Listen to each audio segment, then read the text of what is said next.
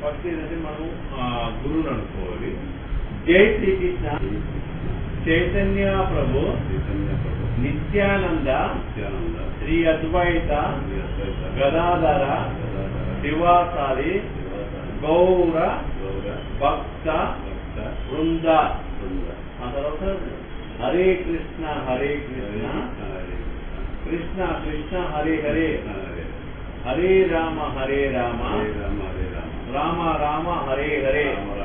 ఇప్పుడు ఒక పూస మా మాంసం ఇప్పుడు రెండోది కదా, హరే కృష్ణ